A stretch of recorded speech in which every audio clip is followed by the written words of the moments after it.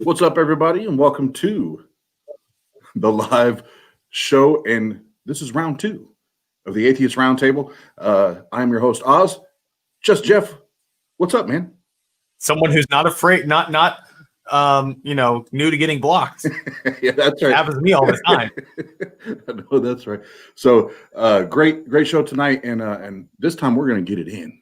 And nobody's reporting us. Nobody's reporting. Well, let's get right into the real talk. Let's get it. Which is not our YouTube that's running, but the TART official link tree, which you can get to. I put it there in the comments for everybody too, but it is linktree, linktr.ee/TART. And you can get here. Now that's going to have our Facebook, the official website, our Patreon. You can click on that. It'll take you to our Patreon site. Please do support us if you like what we're doing.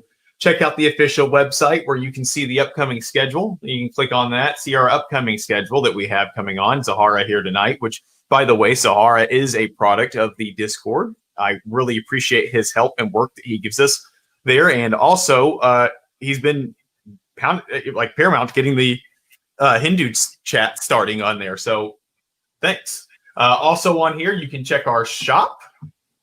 Buy all kinds of fancy stuff like masks and tumblers and hats. And if you want to be on the show, how do you get there? Well, you just go right up here and you type in your name and date and everything and get you in. Let's get them in. And Jeff, you're already getting comments in the comment section about your hair. So, yes. So tonight, like we said, we have Zahara on, and tomorrow night at 9 p.m. Eastern Standard Time, we are going to have an atheist extravaganza, and we're really going to prop up the other atheist YouTubers, content creators that have helped us along our way so far, and we just want to, celebrate them and the friendships we have with them, and what they're doing, and put focus on what they're doing. So that's going to be again tomorrow night at 9 p.m. That's going to be a blast, right, Jeff? Absolutely. I can't wait. And I just want to point out that between round one and round two, Jeff changed shirts. So, we'll make sure that was noted. Noted. It needs to be dry cleaned, so I had to put it in my dry cleaner.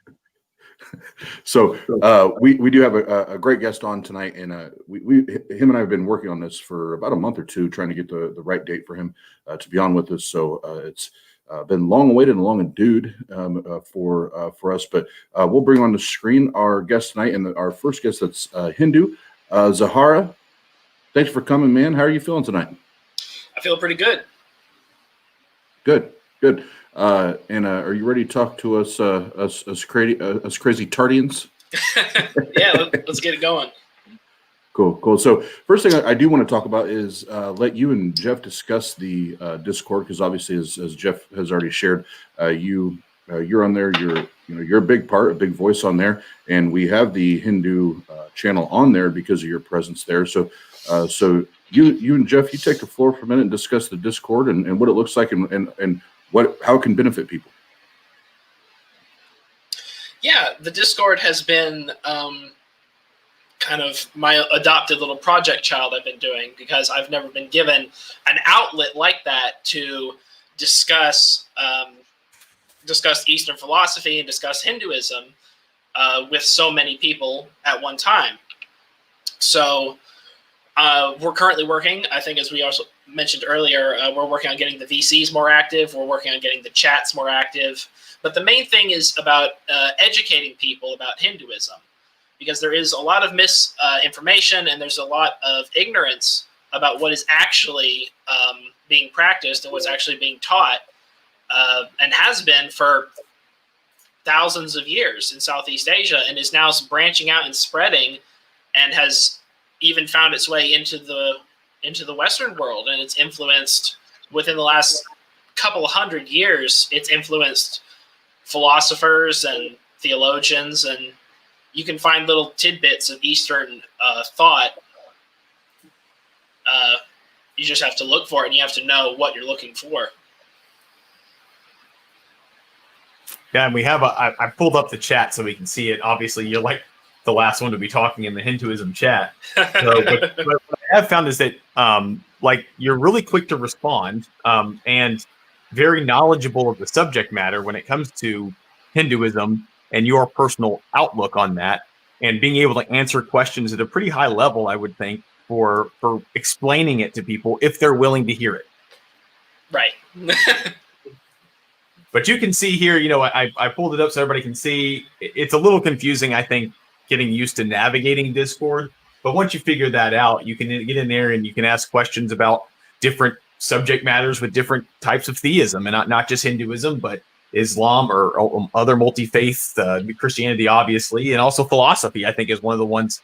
That one is not really unique to any specific theology. Philosophy is kind of another individual piece. So it's interesting to hear what other people have to say about their personal beliefs when it comes to how they view theology, or how they go about gaining knowledge, how they go about gaining purpose in life.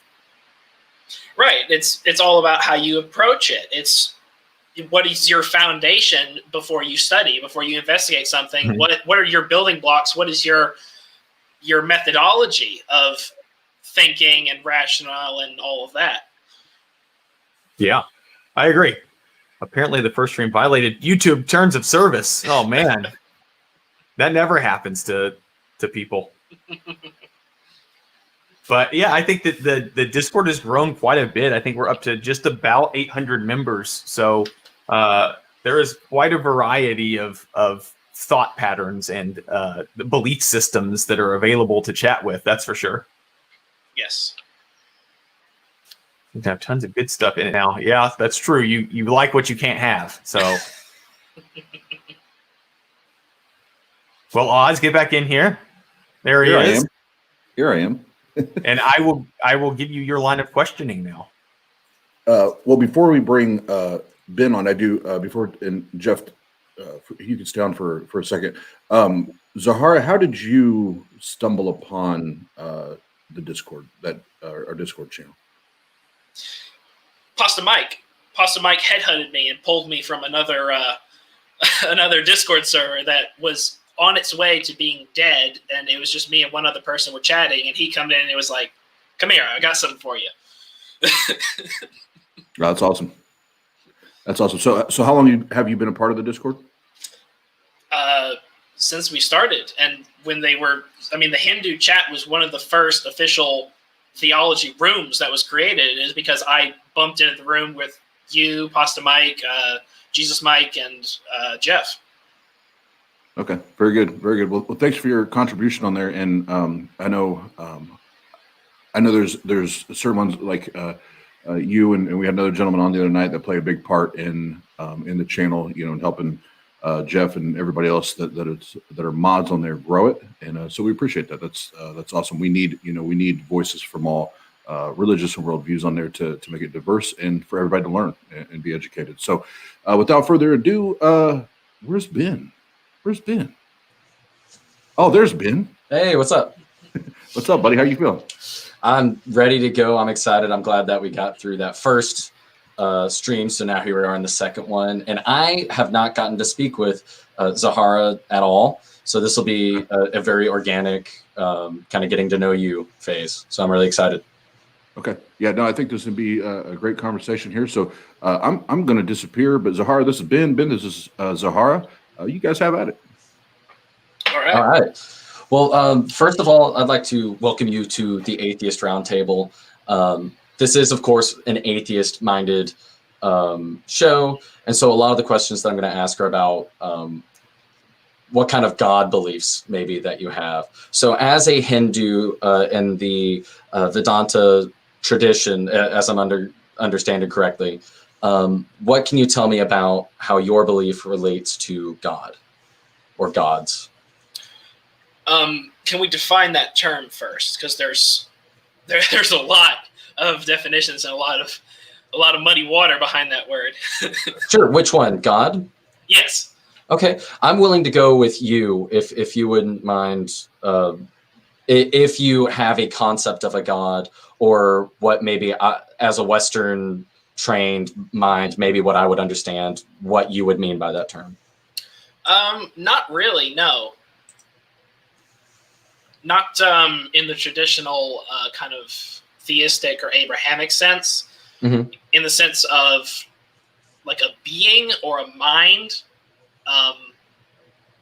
I have no experience of that, so I hold no belief on that. Okay. Would you say then that your belief, I guess then in what sense would you differ from an atheist in terms of a way that an atheist views the world from a Hindu?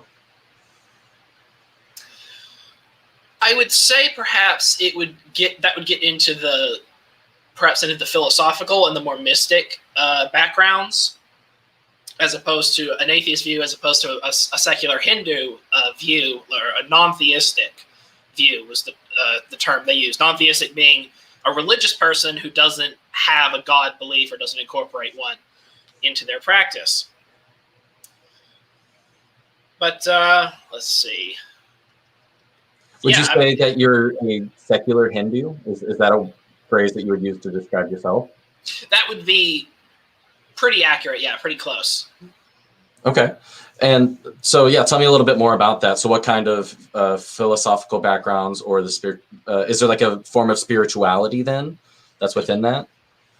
Yes. So the specific sect that I found and have been studying for the past half decade is called Vedanta. The full name is Advaita Vedanta. Advaita translates loosely to non-dual or not two. Vedanta refers to after the Vedas, after the Vedic era and the practices of the Vedic period, came this burst of philosophy and this investigation. These were some of the first that we have record of, the first like scientists and the first mystics of the area who really wanted to know, what is it to exist? What is it to be, and what is consciousness? That was the main core of what it was, because they looked at all of the earlier Vedic deities, kind of the religion of the Aryans, almost pagan-like, very elemental forces. Like there's one of fire, one of wind and water, kind of the early man trying to appease or understand nature at that point. Mm-hmm. But after that, as we kind of evolved, it would seem that some of them started investigating what it is to actually experience. They wanted to understand what it is to actually be, and all these elements and things. It's like you can anthropomorphize it if you want to. And they understood that people had that inclination. I mean, if you look at all the gods or the deities or devas, whatever religion you're looking at, they're all, they're all mostly humanoid. They're all based off of humans. And some of the earlier ones represent like what nature and elements, things that man couldn't control. And as we evolved, the gods kind of took on different identities and different forms. Like Kali represents kind of time and death, and kind of the inevitable kind of destruction and death of just that part of existence. It's a very esoteric way of looking at it. It's not looked at as a literal being or something that you could communicate with or something that you could interact with. This was something that people discovered, and sometimes language, especially for me, I've experienced this firsthand, language can be so inadequate at expressing an experience or at expressing a concept or something that you've realized, especially if it gets really deep and philosophical. Mm-hmm. So one way that the ancient Hindus and the rishis did this was to anthropomorphize it, put it into something that people can recognize, and each aspect, like what she's holding in each hand, her face, her skin color, what she's wearing, all of that is symbolic. You can go through step by step and look at this. There was purpose behind this. They were trying to convey something deeper and not just say, oh, yeah, that's a god, we worship that. Okay. And so are there certain practices that you, and I guess I'm trying to move, thank you for sharing that, because that's a lot of information to take in. So I'd like to move on to, are there any kind of like practices that you have day to day or week to week, or any kind of traditions involved with your belief in the Hindu philosophy? Personally, no. As leaning more towards the secular side, I do not practice any of the main like Hindu rituals that people might be familiar with, or the practices. I mean, I would go to a temple if there was one that was closer to me and it was accessible, and I would participate in Hindu practices as part of the experience itself, if there were other Hindus around me. But in this small town, I don't know of any. I'm not saying there aren't any. It's just, if there are, they are most definitely the minority when it comes to religious ideas. So in terms of day-to-day practice, there's not a whole lot there. Mostly just meditation or study. So if you don't personally, so there's no like traditions involving other people. You have practices that involve yourself, like meditation and thinking. Okay. Yeah. So I guess if there's not like any personal, or if there's no practices associated with the belief that Hinduism is true, what would you say is the difference between an atheist deciding to take a few minutes, like in the morning, I like to take a cup of coffee, think about my day, consider maybe some things that I can do to positively impact the people around me. What would you then say is the difference between a Hindu who doesn't carry other practices and someone like me who doesn't have a God belief? Thoughts are in the brain. I'm a non-dualist, in other words. What's the difference between you and me then? The differences would probably be just in the mindset. Because when I started studying Hinduism, I was rebuilding myself and I was reprogramming my brain. It was like, okay, like how to think was my goal at the time.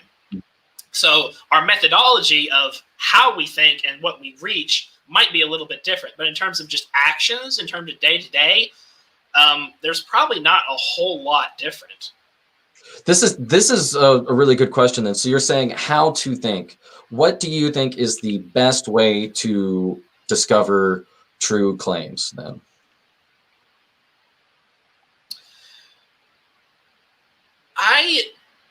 Well, for me, the truth is a subjective concept. So I'm not entirely sure what you mean. You kind of caught me off guard when you said like Hinduism is true, because it's like, I would not say that. That's getting towards a level of objectivity I'm just not comfortable with.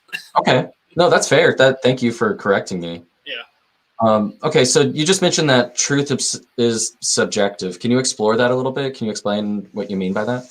Sure. So I think, again, I'm still new to this. I mean, I've only been doing this for 5 years, but as far as I can tell, truth seems to be a subjective concept, because what's true for me might not be true for you, and vice versa. Like I think it gets mixed up in brain. It gets mixed up in perhaps in brain chemistry and perception. For example, here's an example. It's like I'm standing next to a person and we're looking up at the sky, and I say, it's true that the sky is blue. I can see it. The sky is blue. Person next to me is blue colorblind. And they look up and they say, no, it's not. It's gray. It is true because I'm experiencing it right now. Like what's true for them is not true for me necessarily. So let's see. Would you say then that's like one type of claim, right? So we talk about a personal experience of gray. Gray is experienced by me as blue, and gray is experienced as you to you as gray. That's one form of subjective truth. Yes. There are other things. If I held up a pen and I didn't show you what color ink it had, and I said, this is a black ink pen, is that claim either true or false? Well, that may be a bad example because we were just talking about color, right? So if we're talking about experiencing, how about this? I have 2 pennies in my pocket. Okay. All right. Is it possible, is that a claim for which I could say that is true, and then you could say it's false, and both of us are correct? I don't think that would work. No. because now we're talking, if we're talking about something more material, again, it depends on the claim. It depends on the circumstances. I mean, again, this is why I think truth does seem to be subjective, because also what is true determines upon the claim being made. It changes depending on what you're talking about. If you're talking about something material like 2 pennies, I mean, yeah, it's either I might use the word fact there, but it's either a fact or it's not, that you either have 2 pennies or you don't, and we can investigate that and figure it out.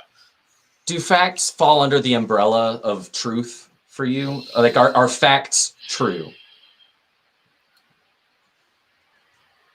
I understand that line of thinking. I try not to go too deep into that. The way I look at it is, one way I look at it is like science deals with facts. This is what the facts are. It's demonstrable and it's repeatable. Those are the facts. Truth for me has more to do with philosophy. It doesn't necessarily have to do with the physical world, the material world. It has to do with more into the realms of logic. Mm-hmm. Let's see. I want to get maybe back to the color of the sky, and maybe we can discuss that example a little bit more. Okay.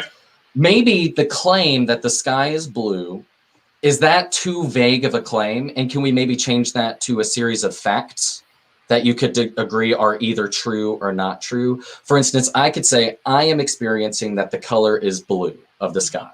Okay. Is that then a fact that I'm experiencing the color blue? Is that a true statement? Would that be truth? So you're having an experience, and you're calling that experience blue. For you, yes. I mean, it follows that's your way of putting into words, explaining your experience. This is, you're trying to convey the message of what you're experiencing. And could we call that a fact?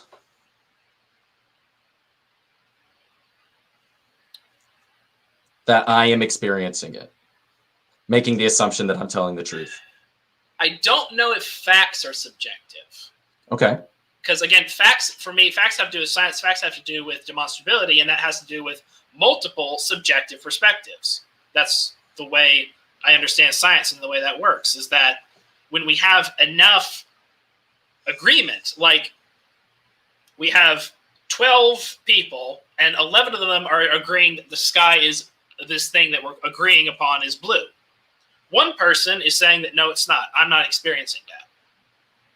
So then that's kind of where I think objective comes from. Objective is the majority of subjective opinions agree upon this thing. And so when someone says that it's not blue, they're like, okay, investigate that. And that's why we call that person blue colorblind, because they are not experiencing the same thing that the majority is. So it may be, we can say it is objective that the sky is blue. But all we mean by that is that the majority of subjective opinions that we have studied it, investigated it, and have come to a common agreement, but there's still the minority that disagrees because that's not what they're experiencing. Now, if there's a couple directions I think I'd like to go with this, but we'll stick with maybe the concept of truth, because to me, that's one of the more important lines. So it's very interesting. Okay, objective truth, you mentioned. Is there a difference to you between subjective truth and objective truth? I don't think so. Again, I think the objective truth comes about when you have multiple subjective truth ideas that kind of agree with each other and can investigate it in that sense and come to a commonality. Okay. I guess you mentioned earlier that objective truth is what the majority of subjective experiences are. Is that how you view it? Is in order for something to be claimed to be objective, is it a group of subjective experiences? In a sense, yes, but in terms of the science, there's investigation into it, and that investigation is still subjective. But if that seems to be what people are doing, is that if you have multiple people, lots of people, who all investigate this thing and go through the scientific process, then I think that's what we're calling objective. So I guess if a majority of people experienced the color blue when they looked at a certain light wave at a certain frequency, could you then say that it is a true statement that a majority of people experience the color blue at that light wave? Would that be a true statement? I think so, yeah. That the experience that you're having, we're agreeing upon and calling it blue. Okay. Yeah. And I think I don't know if we've done this. Could you define truth? Because I don't want to assume, because I'm kind of going down in my head, I'm going down a line, and you may mean something by the word truth that I'm not viewing it as. Sure. Yeah. That's another thing is I'm still working on that. I don't have a definition of truth at this moment. Okay. I mostly just have to work with what other people are bringing to me. Have you ever heard this definition? And tell me, feel free to shut me down on this. Would you agree with me that truth is that which comports to reality? Yeah, I've heard that before, and that Mhm. that brings up the question. Then, what's reality? right. Right. That's a very good point. Yeah. What is the best way to determine then what is reality, or making observations of what is reality? I don't know if there's a best way. There might just be the way, the only way that we can with our given evolved senses and what we have and the way our brains are, is that, that wording I don't like. It might not be, there might not be a best way. There's just the only way we know how, and the only way that we can. Would you agree that there are different ways to determine what comports to reality? Are there different, I guess, and my whole thing you may have seen is like the street epistemology. Are there different epistemologies to discover what comports to reality? I think that might be because, again, it comes back to the perspective of the person. Like what we talked about earlier, their methodology of how they think, how they reach conclusions. So for me, when I hear the word reality, all I think is a Rorschach blot. Because it's like, I've talked with so many people and heard so many different claims, but it's not, some of them are close to what I've experienced. Some of them are what I've experienced, and some of them are not what I've experienced. So for me, when it comes to what is reality, it seems to be very much like a Rorschach blot. It's entirely based upon what's up here, how you process it, and then you try to verbalize what's actually going on up here. And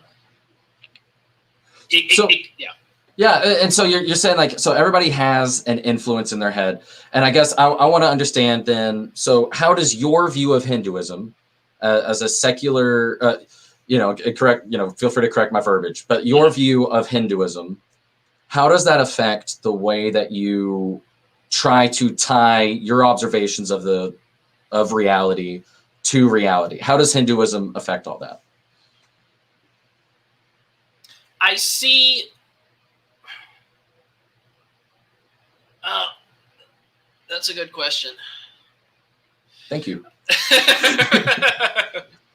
Okay, so yes, I would say that what we're calling reality, what we might agree upon, is what is being experienced.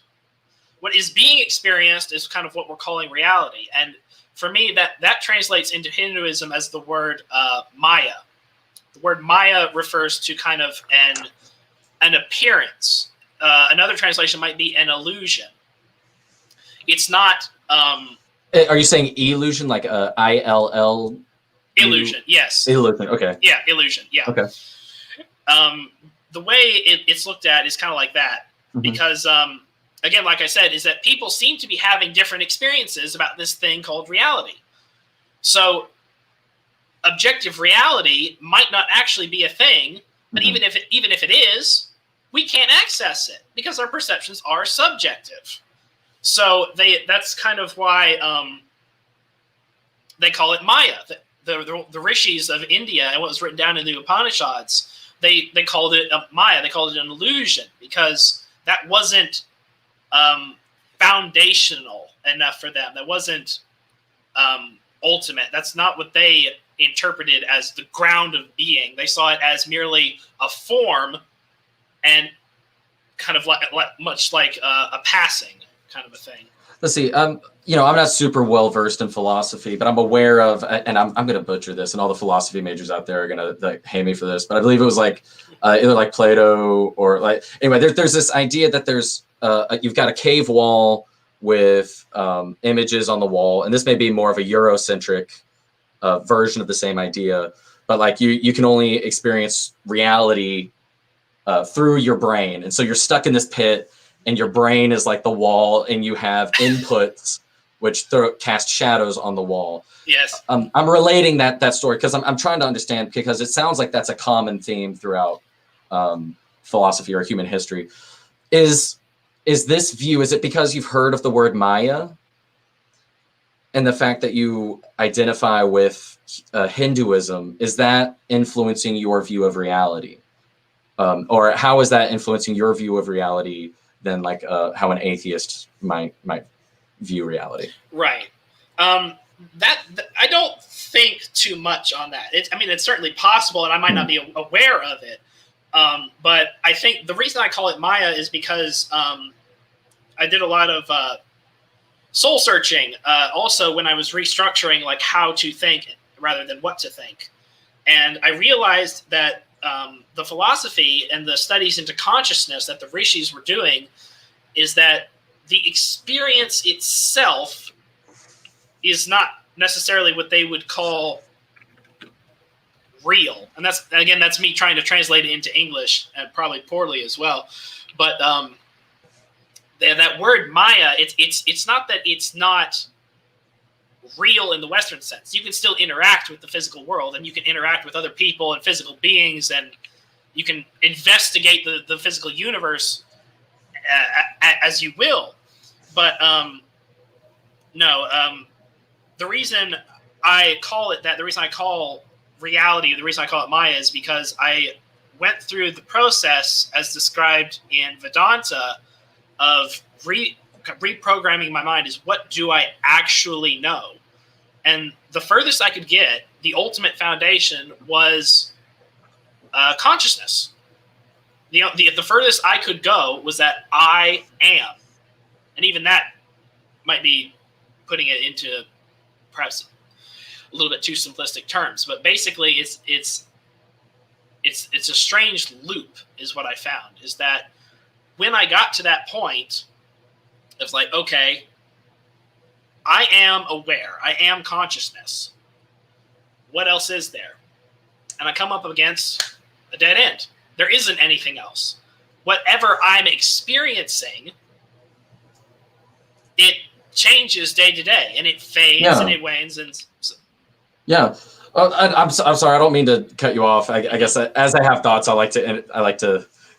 Absolutely. Feel free to cut me off anytime, because I can be long-winded. No, you're doing great, because I'm learning so many new things, and I really appreciate your explanations. So my next thought becomes, what causes you to jump from being like nondescript, from being maybe an agnostic or not having a label? What was it that caused you to adopt the label Hindu? If you are in accordance with things like mind, body, I don't know. Do you think that the mind and body? I heard you use the word soul searching earlier. What causes you to jump from being a nondescript person who is interested in Hinduism or knows a lot about Hinduism to adopting the label for yourself? Right.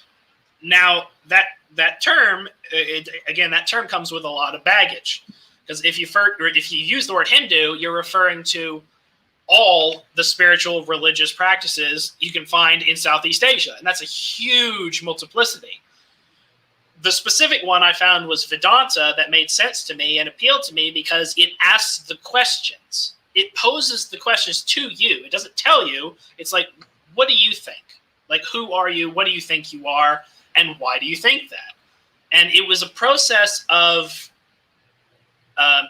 ego elimination. And like ego, just the death of the ego basically is a big thing in Hinduism, is that any idea, any perception, or anything that you could think of in terms of I, like what is that I, they saw that as an experience too. They saw like the body is experienced. The mind is also experienced. But what is it that's experiencing? What is it that is aware of the body? What is it that is aware of the mind? That was the really in-depth search that they did, and they called it Brahman. That was the term that they came up with. So, and this is going to be, so I've got this concept of like Jesus, right? Like I may or may not think that Jesus is real. I may really enjoy Jesus's teachings and follow Jesus's teachings, right? So let's say that I'm living my life in accordance with those things. However, I don't believe he was resurrected. I don't believe that a God exists. Could I, using the same methodology that you're using to give yourself the label Hindu, do you think I would be justified in using the label Christian for myself? Or is it, tell me your thoughts on that. Would I be just as justified in using the term Christian, even though I don't believe in God and I don't think that Jesus was resurrected, as you are, that you could be a Hindu? Yeah, give me your thoughts on that. Yes, I've met Christians who they don't believe in God, they don't believe in the supernatural. They acknowledge Jesus much as a yogi figure. I mean, Hindus do it as well. A lot of it came from India, but some people in the West, they view him more as just as a teacher, as a guru. You can leave all the fantasy and the supernatural stuff out of it and just look at what was he actually talking about, and what did he teach, and what do you take from that? Okay, and I guess I'm going to go a little bit quicker. I know we've just got a couple minutes here. I want to ask real quick, if you were to find that your belief, and I'm not saying that it is, if you were to find that using the label Hindu were to cause harm or create an environment in which it could cause harm to people, how would that affect your usage of the term? Would you drop it in lieu of something else? Like if you were to discover that having the word like that, tell me about that. Yeah, I mean, this is something I've thought about actually recently, and yes, absolutely, I would drop it because again, the term itself is not who I am. I am not some title. I am not some name. I am that which is aware of that title and the name and what it means to me and what it means to other people. But if it turned out that that term is taboo or something, or people don't like using it, yeah, I'll drop it. Okay. Well, thank you so much, Zahara. Can you tell me your thoughts on the conversation that we just had, or like the process? Have you ever had a conversation exactly like that? Or I like a little bit of feedback here at the end. No, I'm very new to the street epistemology tactic. I've had a few conversations on Discord. Some of them have gone well, some of them have not. But the biggest thing for me is reining me in. And I appreciate that. Wow. Well, that's great. And for me, it's just about like organizing your thoughts. You may have seen me writing a good bit. I really like to have reasons why we think something's true. And I think for you, one of the biggest things, and here's kind of my thoughts here at the end. For you, I couldn't quite understand what the difference is between your view of Hinduism and an atheist's view of life. Like I've got this whole set of great books, great philosophy, and I'm excited to start reading through some of it, and an appreciation for Eastern philosophy or modern philosophy in any sense. I struggle to see the connect between using a label for myself and just appreciating that art. And I love what you're doing, the fact that you're educating people about Eastern philosophy and Hindu beliefs. So thank you. And we've got Oz, the main man, Austin. What you got? Hey Ben, great job, man. Great job. And Zahara, great job. You guys, that was an excellent segment. And we have TART. Those are the conversations that make us proud and to do what we do. So so great segment. I think we could just end the episode right now, though. I think We that's put great. it on a fast track, didn't we? No, that was fantastic, guys. I appreciate that. Thank you, Zahara. I'll have some similar questions, but I think we're going to go a little different direction. But the first thing that I do want to ask you is what you're drinking.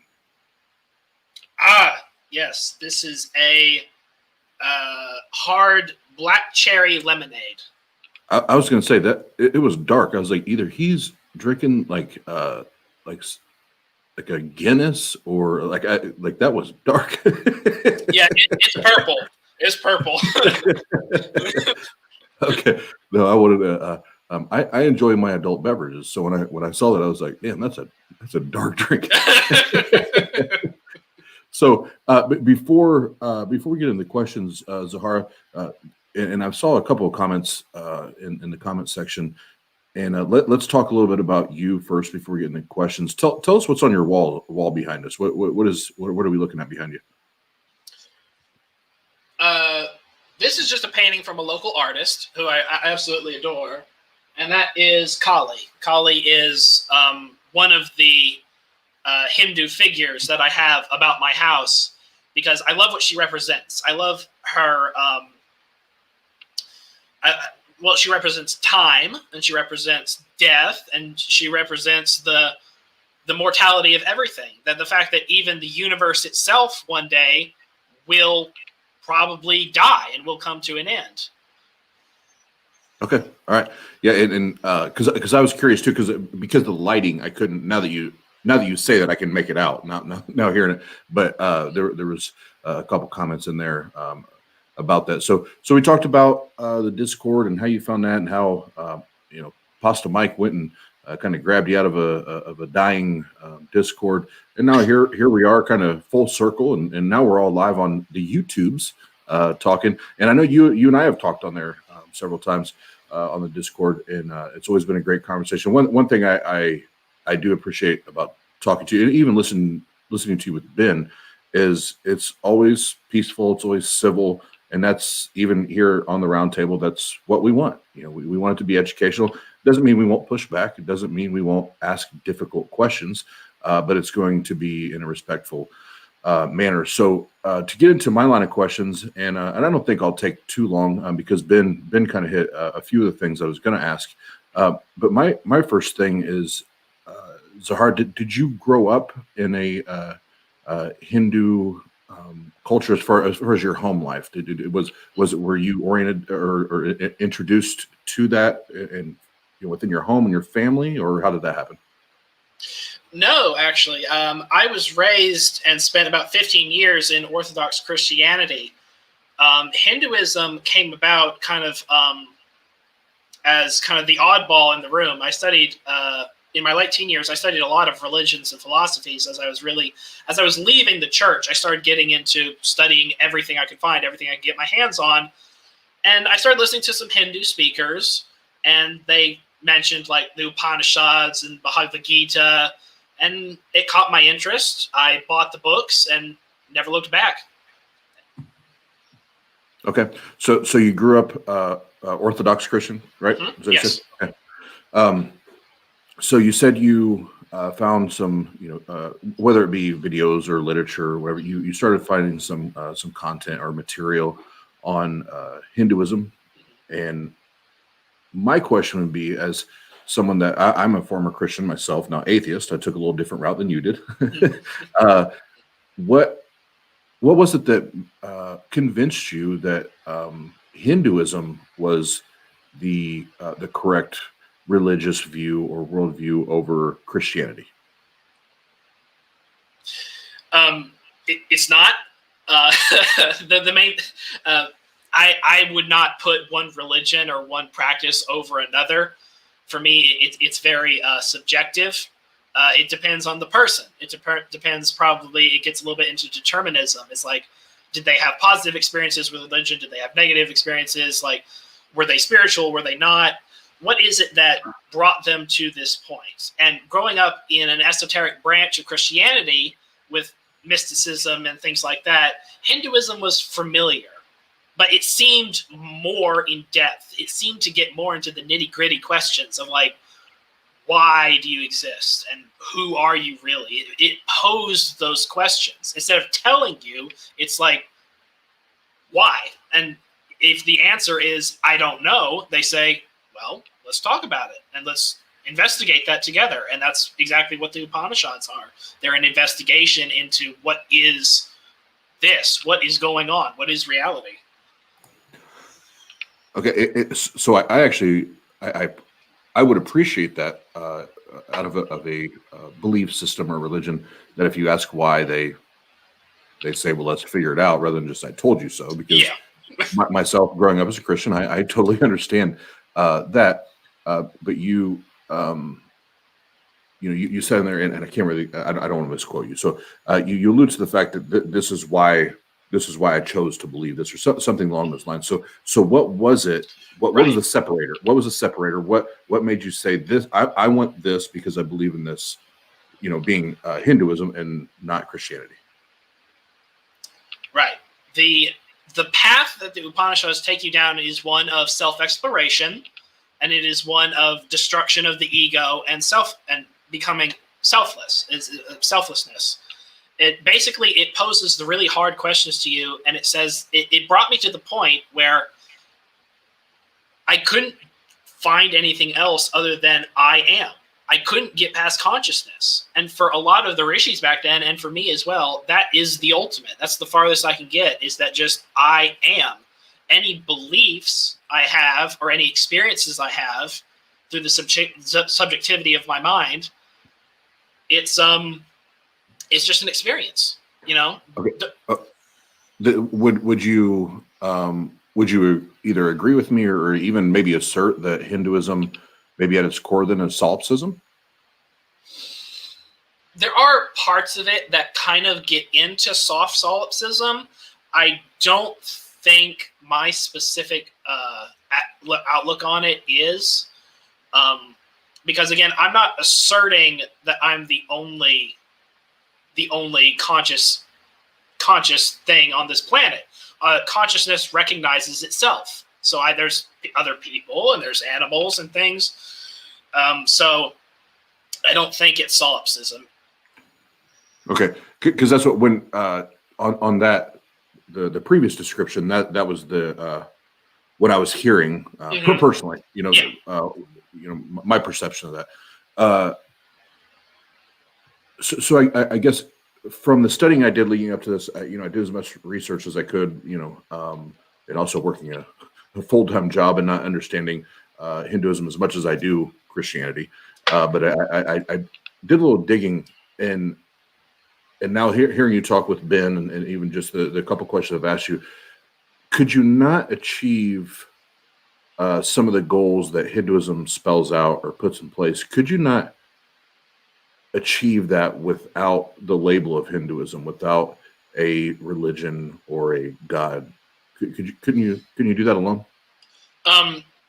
If you're looking at it from that perspective, yes. I mean, absolutely. There have been plenty of other philosophical or mystic branches that have touched on this as well. The philosophy that we find in Hinduism is not exclusive to Hinduism. I mean, these thoughts have appeared in people's minds, even within the Western world, within the last couple hundred years. We've had some wonderful Western philosophers get into consciousness and get into the nitty gritty of it. I was just finishing a lecture with Sir Roger Penrose, and I'm looking at getting some books of Daniel Dennett and Hofstadter as well, really getting into this, because I don't see much of a difference in terms of what the rishis were talking about thousands of years ago, and as opposed to what these modern philosophers were talking about in terms of consciousness. It seems we're tackling the same subject. Right.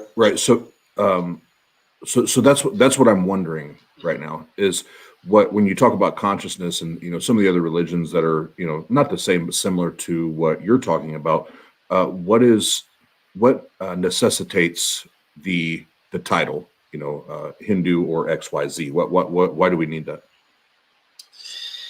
Right. Again, that word consciousness is very, I'm using that very, very loosely. I mean, if Sir Roger Penrose doesn't know how to define consciousness accurately, I'm certainly not going to attempt to right now. The term in Sanskrit would be Brahman, that term of that ultimate reality, that ultimate awareness that you can't seem to get past and which everything seems to come from. That's the term Brahman is what they called that. Loosely translated, it could mean awareness or consciousness in English, but yeah.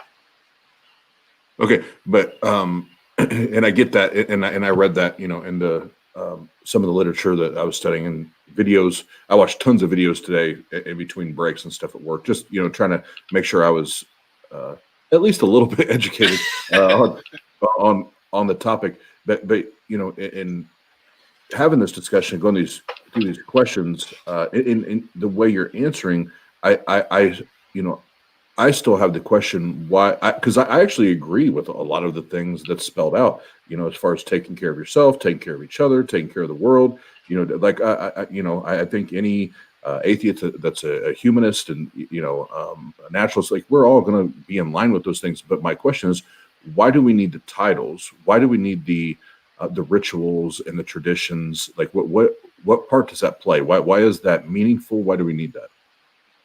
Well, we don't. I mean, I'm not proselytizing, and I'm not saying that this is what people should be doing. I'm saying that this is how I have arrived at this place. And if I can jump in real quick, yeah. I'm not trying to, for the listeners, I'm not saying that you're out here trying to be Kenny Copeland and convert people to Hindu. So I want to make sure that when I say we, I mean as you and I right now talking. Why would we need that? Yes, and I can't say. I can only speak for myself. I can only speak for the deterministic paths my life has taken and where it's led me here. I mean, I can see the reasons Hinduism was attractive to me, looking back at it, especially growing up around mysticism and in an esoteric branch of a religion. I can see why I connected with it so easily. What I was not prepared for was the depth of it. I was not prepared for the stripping away everything I had thought was me, everything I thought I could call me, just turned out to be like smoke and mirrors. It turned out to be the ego just trying to take on a personality of its own, and it grounded me. For me personally, that was the main thing, is that it grounded me in a sense of being, that I am aware. I am awareness. Okay. And so I'll even take me out of it, you know, so I wanted to make sure we weren't including, you know, everybody. So I'll even take me out of it. And I'll just ask you directly, Zahara, why then? Because just talk to you here and on the Discord, like you're a good dude, man. You're a good dude. You don't need, you know, anybody to prop you up, or, you know, you're just a good guy. Why do you feel that you need something that has a title of, you know, whether it's Hindu or Christianity or whatever? Why do you think that was convincing? Why can't you do that on your own? I can actually. I've like I was talking with Ben. I've actually thought recently is like, if I drop the term Hindu, what's going to change? Not a whole lot. I mean, that term is, again, the way I view language is languages we're trying to convey a concept. We're trying to convey thoughts from a subjective perspective. And Hindu is a word that people are familiar with and that they can grab onto. But if I were to say, yes, I practice Advaita Vedanta and I've been studying Brahman for, you know, half a decade. What? You know, it's more, yeah. It's more of using language to make conversation easier. But I was thinking the other day is like the actual term Hindu, I could drop it like that and not a whole lot would change. Okay. No, and I appreciate that honesty, because I don't recall, and maybe the guys can correct me if I'm wrong, I don't remember a Christian ever coming on the channel saying anything of that sort. You know, so I think that's fantastic. So what I want to do right here before we move on to anything else is you are, Zahara, the first person that we've had come on that practices Hinduism and is very knowledgeable in that. Please, because if we're going to be real skeptics right now, we need to gain as much information as we can. So before we do anything else, just give us a brief description. How do you define Hinduism and what you believe and what your view is on that? Give us a short little synopsis of that. Sure. So my perspective on Hinduism is that Hinduism ultimately is a philosophy based around the ground of being, what it is to exist, what it is to be conscious, and investigating what they called Brahman. That was the title they gave it. From there, it's branched out, and you can see different, all different practices, all different gods and deity figures. But for me, the core of how I would try to define Hinduism is self-investigation and the self-exploration and studying really who I am or what I am. Okay, and how do you go about that? What's that look like? Well, the first step I did was I read the Upanishads, which is philosophical poetry describing, trying to get at this thing that we're tentatively calling Brahman or consciousness. I meditate sometimes. I listen to lectures. I listen to teachers. Aside from that, it's mostly just the majority of what I would call Hindu practice. It takes place up here. You're not going to see it if you watch me in day-to-day life. It's mostly just how I think, and that plays out in my actions. I mean, you're going to see me act in a certain way. But if we just drop that term Hindu, yeah, I'm a secular person. I'm an esoteric philosopher. Not a whole lot changes. You're an atheist? I would not use that term because I find that term has a bit too much baggage right now. Sorry, I had to. And you know what? When you say that, what do you mean by that? When you say the term or the word atheist has baggage, from your point of view, what does that mean? I've heard lots of definitions of that word atheist. The core idea I have is that this is like the theistic position, and the atheist position is that I don't believe you. It's not negating it. It's not saying you're wrong. It's saying that I don't believe as you do. I'm not convinced of this claim.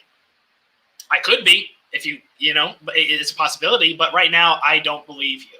But people use it in a positive sense. They use it in a claim sense a lot nowadays, and I would rather not get mixed up with that. There's people with a lot more perhaps grit than I do that can take that and really get into it. But in terms of that, I would not call myself an atheist, because I do believe in an ultimate. I do believe in a grounding and a foundational sense. I mean, if you want to call that God, go ahead, but I don't see it as a being. I don't see it as kind of that theistic sense. So that's kind of why I wouldn't use the title. Okay, nope, fair enough. And for viewers, we lack a belief in a God, and most of us, part of the show, we're agnostic, atheist. We lack the evidence to believe in a God, but if you have it, we don't know it. But if you have the evidence, we're willing to listen. Mm-hmm. Doesn't mean we're going to serve your God, just for the record. But, yes. But Zahara, man, we're getting ready to go to Q&A. I just want to say to you, thank you, man. You've been very kind tonight, very gracious, and been a great guest, and we appreciate that. You've been a rock star tonight, so thank you very much. And without further ado, where's that murder guy? Where's that murder? So it's time for Q&A with Murder Chef Steve.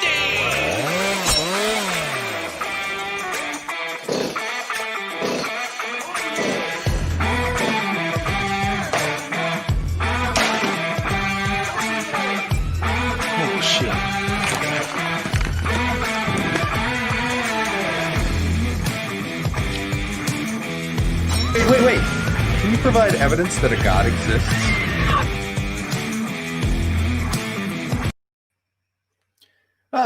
Well, hello, everybody. So, I was cloud gazing. You remember doing that? Cloud gazing? You know, like taking a look at the clouds, seeing what you see.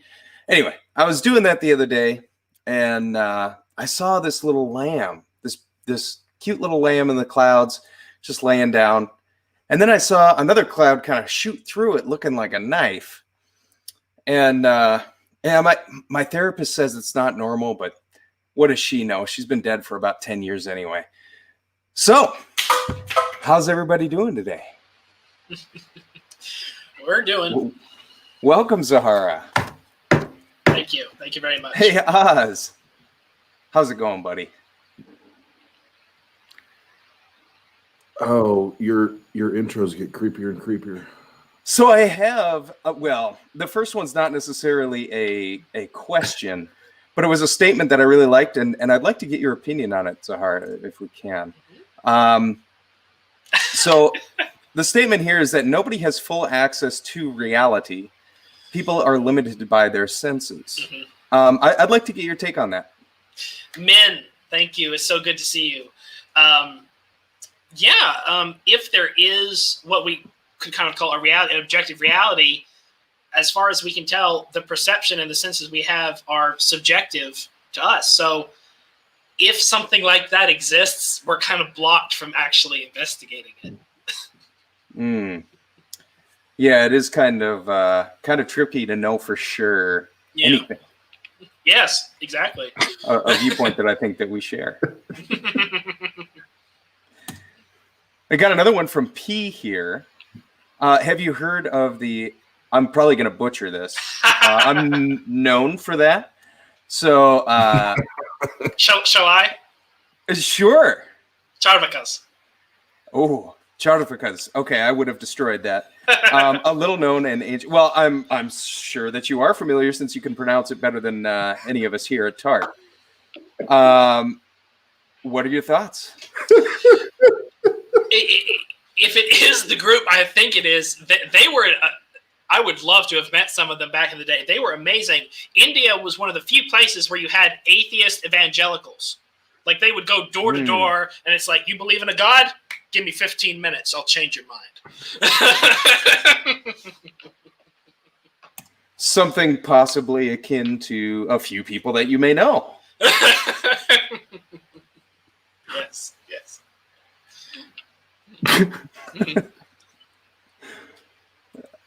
Oh, I'm wondering why that Thor's hammer keeps popping up. I think it's an act of... Oh. I'm getting excited. I have another question here from Kat the Humanist. I believe that they were asking a second time, does Hinduism adhere to any morals or I suppose have a specific moral system? Not really. Again, it would pose the question to you. It's like, what are your morals? What do you think morality is? So it's pretty open to interpretation? Yes, very much. Well, I suppose that sounds pretty good to me. You can kind of make your morality what you want. That sounds pretty good. I've got one more question now. I kind of swore that I wouldn't take one of his questions, but let's see how this one goes. This one's from Velocilobster, and I think we can close out with this one, even though I hate this guest that we have here from time to time. Earlier, you stated that truth is subjective and shared truth is whatever the most popular viewpoint is, something along those lines. How does popularity of a belief confirm that it is true, flat Earth, etc.? And I think what he's saying is flat Earth was a popular thing for a long time, but it turned out not to be correct, even though most people believed it was. I'm not sure I understand the question. The wording was a little odd. Yeah, this is why. Yeah, this guy's kind of ridiculous. So,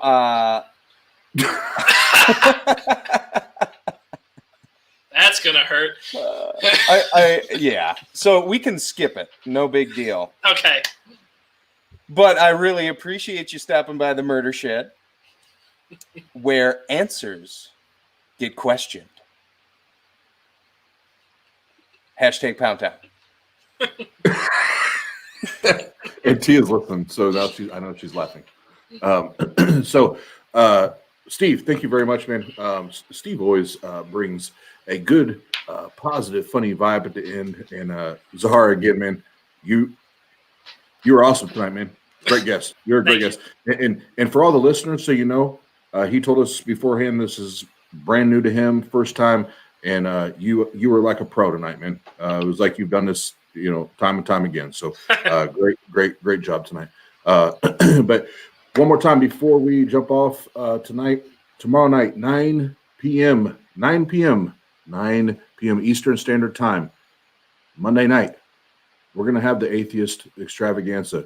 And if I miss one of you, I apologize because I'm going to do this off the top of my head. But the EA show, Justin and his crew, Neil the 604 Atheist, Chris from the Damn Morning Show, Jenna Belk, Drag, Godless Engineer, and I know I'm missing a couple, but we're going to have everybody here. And we're going to hang out and we're going to celebrate their channels. We're going to talk about their channels, their content, what they're doing, what they're working on. And we're going to say thank you to them for helping us, because why? We need to help each other. We can't do this alone. So this has been the TART live show from the Atheist Roundtable. Thank you guys, everybody that's watched tonight. Love you.